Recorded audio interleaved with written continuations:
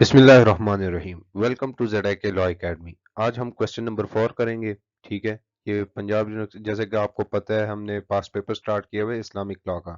ठीक है, जिसमें आज हम डिस्कस करेंगे define will and discuss it's essential. ठीक है, ये एक इम्पॉर्टेंट टॉपिक है और ये पंजाब यूनिवर्सिटी के एनुअल एग्जाम्स में आ चुके हैं। तो चले स्टार्ट करते हैं आज का लेक्चर। सबसे पहले इंट्रोडक्शन से स्टार्ट करते हैं। अंडर मुस्लिम लॉ एक बंदा, ठीक है, एक मुसलमान अपनी प्रॉपर्टी को डिस्पोज कर सकता है by the way of gift. ठीक है, गिफ्ट के जरिए, वक़्फ़ के जरिए या विल के जरिए। तो हमारा जो टॉपिक है वो विल के बारे में है, तो उसके बारे में पढ़ेंगे। ठीक है, ज़्यादातर क्योंकि क्वेश्चन ही इसके मुताबिक है। तो अरेबिक लैंग्वेज में हम विल को वसीयत बोलते हैं। ठीक है, उर्दू लैंग्वेज में भी वसीयत ही बोली जाती है। ठीक है, under the Muslim law will को एग्जीक्यूट करने वाला मुसलमान होना चाहिए। ठीक है, विल इफेक्ट कब करता है? विल इफेक्ट तब करता है जब एक पर्सन की डेथ हो जाती है, जिसने विल किया होता है, विल की एग्जीक्यूट किया होता है। ठीक है, जिसको हम लेगेटर बोलते हैं। ठीक है, जिसको टेस्टरम बोलते हैं। ठीक है, तो वो जब मरता है तो तभी विल इफेक्ट करती है, वसीयत इफेक्ट करती है, वसीयत होती है।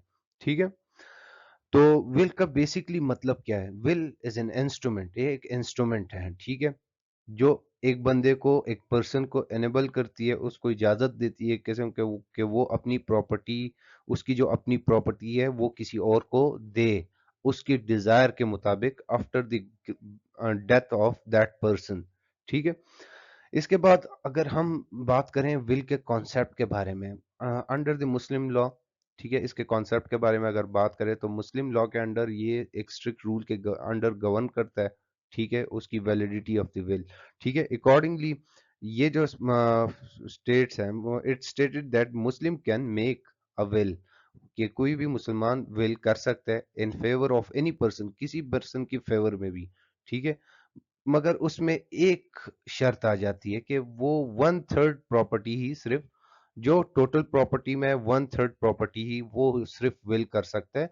अगर वो उससे ज्यादा करना चाहता है, ठीक है, अगर एक पर्सन अपनी प्रॉपर्टी में से, एक ओनर है, ठीक है, वो अपनी प्रॉपर्टीज में से वन थर्ड से ज्यादा विल करना चाहता है, तो उसमें लीगल हेयर्स की कंसेंट का होना लाजमी है। ठीक है, तो ये ब्रीफ सा इंट्रोडक्शन हो गया विल का। इसके बाद हम आगे चलते हैं।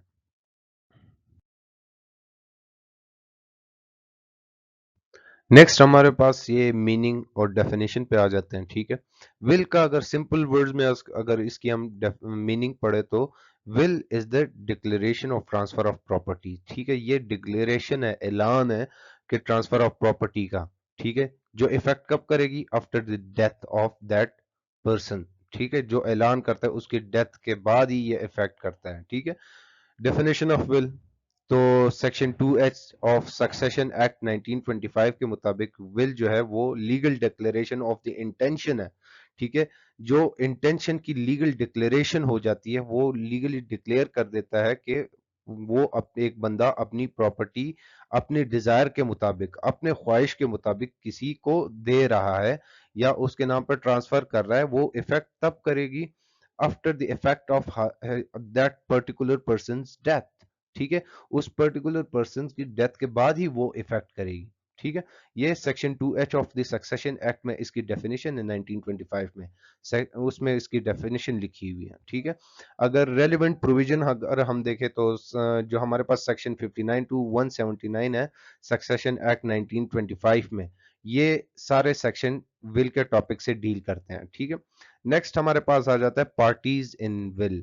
ठीक है, विल में कौन कौन सी पार्टीज होती हैं? सबसे पहले हमारे पास लेगेटर आ जाता है, जिसको हम टेस्टेटर भी बोलते हैं। ठीक है, लेगेटर कौन होता है? वो person, owner of the land, ठीक है, या ओनर ऑफ द प्रॉपर्टी। ठीक है, वो अपनी ख्वाहिश के मुताबिक किसी पर्सन को प्रॉपर्टी दे रहा है। ठीक है, तो जो डिजायर करता है, जो विल करता है, उसको हम लेगेटर बोलते हैं।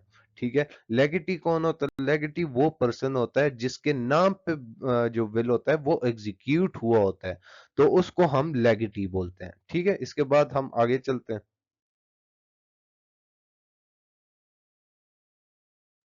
नेक्स्ट हम एसेंशियल्स पढ़ेंगे। वैलिड विल के लिए कौन कौन सा एसेंशियल्स लाजमी है? सबसे पहले कॉम्पिटेंसी ऑफ लेगेटर। जैसे कि हमने पार्टीज में पढ़ा, लेगेटर कौन होता है? लेगेटर होता है वो पर्सन जो अपने प्रॉपर्टी में से या अपनी प्रॉपर्टी किसी और के नाम पे विल कर देता है, वसीयत कर देता है, ठीक है, उसको हम लेगेटर बोलते हैं। ठीक है, उसके लिए भी सर्टेन कंडीशंस है, या जो लेगेटर की कॉम्पिटेंसी है उसमें सबसे पहले आ जाता है ही मस्ट बी अ मुस्लिम। ठीक है, सबसे पहले तो मुस्लिम लॉ के अंडर उस जो बंदा अपनी प्रॉपर्टी विल करना चाहता है उसका मुसलमान होना लाजमी है। ठीक है, साउंडनेस ऑफ माइंड। ठीक है, इस साउंडनेस ऑफ माइंड का ये है कि बाज़ औक़ात एक बंदा जो पागल होता है मगर सर्टेन पीरियड ऑफ टाइम के लिए वो साउंड माइंडनेस आ जाती है उसमें, वो ज़हनी तवाज़ुन उसका ठीक हो जाता है, तो अगर उस टाइम पे वो विल करता है तो वो वैलिड विल में आ जाता है। ठीक है, मगर साउंडनेस ऑफ माइंड का ये है कि उस बंदे को उसकी जो अगर वो विल करता है उसको उसकी लीगल कॉन्सिक्वेंसेस, उसके एक्शन का उसको पता होता है कि इसके क्या लीगल कॉन्सिक्वेंसेस हो सकते हैं, क्या उसके और वजूहात निकल सकते हैं। ठीक है, तो वैलिड विल के लिए साउंडनेस ऑफ माइंड भी होना लाजमी है। ठीक है, नेक्स्ट पे चलते हैं। नेक्स्ट आ जाता है एज ऑफ मेजोरिटी। ठीक है, वैलिड विल के लिए या कॉम्पिटेंसी ऑफ लेगेटर में देखते हैं कि तो उसका ये है कि वो मेजर होना चाहिए, माइनर नहीं होना चाहिए। ठीक है, 18 साल से ऊपर होना चाहिए। जो इस एक्ट एज ऑफ मेजोरिटी को गवर्न करता है वो मेजोरिटी एक्ट 1875 करता है। ठीक है, उसके मुताबिक 18 साल से ऊपर एक बंदा वो विल कर सकता है। ठीक है, एज पर the majority act 1875 minority terminate होती है after the age of 18 years. ठीक है, और अगर एक माइनर है उस पे गार्डियन अपॉइंट किया गया होता है कोर्ट के जरिए से। ठीक है, कोर्ट ने उस पे गार्डियन अपॉइंट किया है तो उसकी जो माइनॉरिटी होगी वो टर्मिनेट होगी after the 21 years of age. ठीक है, इसके बाद आ जाता है कॉन्सेंट ऑफ लेगेटर। ठीक है, कॉन्सेंट ऑफ लेगेटर भी एक इम्पॉर्टेंट एसेंशियल है। ठीक है, कॉन्सेंट क्योंकि फ्री कॉन्सेंट होना चाहिए। अगर जोर जबरदस्ती, ठीक है, अनड्यू इन्फ्लुएंस या फ्रॉड के जरिए से एक लेगेटर की कॉन्सेंट ली जाती है या उसको उससे विल ली जाती है कोरिजन या अनड्यू इन्फ्लुएंस या फ्रॉड के जरिए से, तो वो जो विल होगा वो नल एंड वाइड होगा। ठीक है, इसके बाद हम नेक्स्ट पे चलते हैं। पहले जैसे हमने कॉम्पिटेंसी ऑफ लेगेटी लेगेटर पढ़ा उसी तरह कॉम्पिटेंसी ऑफ लेगेटी भी एक इम्पॉर्टेंट एसेंशियल है। ठीक है, ये एक वैलिड विल के लिए एक इम्पॉर्टेंट एसेंशियल है। ठीक है, सबसे पहले तो must be a person in existence. ठीक है, जब एक बंदे लेगेटर ने वसीयत की है, ठीक है, जब उसमें ये होना चाहिए कि जब लेगेटी है उस टाइम पे मौजूद होना चाहिए। ठीक है, जब लेगेटर मर गया होता है, ठीक है, उसके वो खुद जिंदा होना चाहिए। तो हमारे पास ये है कि लेगेटर जो लेगेटी जो होता है वो लिविंग पर्सन भी हो सकता है, आर्टिफिशियल लीगल पर्सन भी हो सकता है। ठीक है, आर्टिफिशियल लीगल पर्सन से मुराद कि वो किसी मदरसा हो गया, ठीक है, ये मस्जिद होगी या कोई ट्रस्ट हो गया। ठीक है, तो ये आर्टिफिशियल लीगल पर्सन में आ जाता है। नेक्स्ट हमारे पास इसकी कॉम्पिटेंसी में आ जाता है child in the वूम of mother. ठीक है, अगर एक बच्चा, ठीक है, उसको भी अगर वो मदर की वूम में है, उसने फिजिकल एग्जिस्टेंस इख्तियार कर ली है तो उसको लिविंग पर्सन समझा जाता है और वो कॉम्पिटेंट इनफ है कि उसको विल की जा सके। ठीक है, इसमें मगर दो कंडीशंस का होना लाजमी है। फर्स्ट ये कि जो बच्चा है उसकी एग्जिस्टेंस का होना लाजमी है in the वूम of the mother at the time of the declaration of will. जब उसके लिए विल कर रही हो रही होती है तो उस टाइम पे ये होना लाजमी है कि वो अपनी मदर के वूम में मौजूद हो। ठीक है, सेकेंडली ये है कि सच चाइल्ड मस्ट बी बॉर्न, कि वो जो बंदा है, वो जो बच्चा है, सॉरी, वो उस टाइम पे अलाइव हो या 6 मंथ के अंदर अंदर उसको वो पैदा हो जाए। जब एक वो जो लेगेटर होता है उसके उसके मरने के बाद 6 महीने के अंदर अंदर उसका पैदा होना लाजमी है अंडर द सुन्नी लॉ के मुताबिक। ठीक है, और शिया लॉ के मुताबिक के उस लेगेटर के मरने के बाद 10 महीनों के अंदर अंदर अगर वो पैदा हो जाता है तो वो विल का हकदार होता है, अदरवाइज वो विल लीगल खत्म हो जाती है, रिवोक हो जाती है। ठीक है, एक्सेप्टेंस ऑफ लेगिटी। ठीक है, जिस तरह कॉन्ट्रैक्ट में भी ये होता है कि ऑफर एंड एक्सेप्टेंस होती है। ठीक है, तो जिस तरह एक ऑफर की है लेगेटर ने, उसी तरह ये भी है कि लेगेटी उसको एक्सेप्ट करता है कि नहीं। ये एक इम्पोर्टेंट एसेंशियल है। ठीक है, क्या नाम है इसका, ये विल का, ये लाजमी है कि वो किस तरह एक्सेप्ट करता है। या इसमें सुन्नी और शिया स्कूल ऑफ थॉट में भी कॉन्फ्लिक्ट आ जाता है थोड़ा बहुत। सुन्नी स्कूल ऑफ थॉट कहता है कि जो कॉन्सेंट जो एक्सेप्टेंस होती है वो after the death of the legator दी जाएगी, ठीक है, जो लेगेटी की एक्सेप्टेंस होगी, पहले नहीं दे सकता। मगर शिया लॉ में ये होता है कि लेगेटी एक्सेप्टेंस पहले भी दे सकता है during the life time of the legator, ठीक है। इसके बाद हम नेक्स्ट पे चलते हैं। इसके बाद हम सब्जेक्ट मैटर ऑफ बिक्वेस्ट की बात कर रहे थे। बिक्वेस्ट का बेसिकली मतलब ये होता है कि वो प्रॉपर्टी जो ट्रांसफर हो सकती है विल में, ठीक है, जो विल में किसी दूसरे बंदे को ट्रांसफर हो सकती है उसको हम बिक्वेस्ट बोलते हैं, ठीक है। तो ये एसेंशियल में हम सब्जेक्ट मैटर की बात करेंगे कि बिक्वेस्ट के कौन कौन से सब्जेक्ट मैटर हो सकते हैं, ठीक है। कोई भी काइंड की कॉर्पोरियल या प्रॉपर्टी जो मूवेबल हो इमूवेबल हो वो कंसिडर होती है सब्जेक्ट मैटर ऑफ विल, मगर इसमें दो कंडीशंस का होना लाजमी है, ठीक है। सबसे पहले तो at the time of the death of the ये जो ऑनर है, ठीक है, हम लेगेटर है, वो उसकी मलकियत में होना लाजमी है, वो उसका ओनर होना उसका लाजमी है, ठीक है।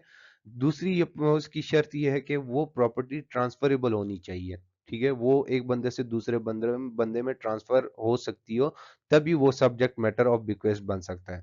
लिमिटेशन या extend as regard to the property that can be bequeathed, ठीक है। जनरल रूल तो ये है कि जो मुसलमान में ये है कि एक बंदा अपनी प्रॉपर्टी किसी दूसरे बंदे को विल कर रहा है, ठीक है, तो उसमें ये है कि one third of the property वो सिर्फ विल कर सकता है। अगर वो उससे एक्सीड करेगा तो उसमें लीगल हेयर्स की कंसेंट का होना लाजमी है। लीगल हेयर्स कंसेंट देंगे तो उसके एक्सीड कर सकते हैं, वन थर्ड से ज्यादा एक बंदा अपनी प्रॉपर्टी में से विल कर सकता है, ठीक है। इसमें भी डिफरेंस ऑफ ओपिनियन पाया जाता है शिया स्कूल और सुन्नी स्कूल में। सुन्नी स्कूल ऑफ थॉट ये कहता है कि अगर एक बंदा अपनी प्रॉपर्टी में से वन थर्ड, इजाजत तो वन थर्ड की है ना, कि लॉ के मुताबिक कि एक बंदा अपनी प्रॉपर्टी में से वन थर्ड प्रॉपर्टी किसी को भी दे सकता है, ठीक है।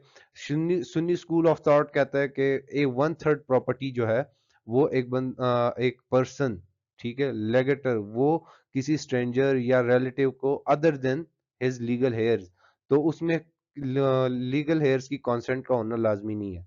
अगर वो बंदा अपने लीगल हेयर्स में से किसी हेयर को वो प्रॉपर्टी दे रहा है या वो वन थर्ड प्रॉपर्टी दे रहा है, ठीक, विल कर रहा है, तो उसमें लीगल हेयर्स का कॉन्सेंट होना लाजमी है, मैंडेटरी है, ठीक है। मगर शिया स्कूल ऑफ थॉट कहता है कि शिया के अगर एक बंदा अपनी प्रॉपर्टी किसी को विल कर रहा है, वन थर्ड प्रॉपर्टी किसी को विल कर रहा है, तो उसमें लीगल हेयर्स का कॉन्सेंट लाजमी नहीं है, कोई जरूरत नहीं है, ठीक है। इसके बाद हम आगे चलते हैं।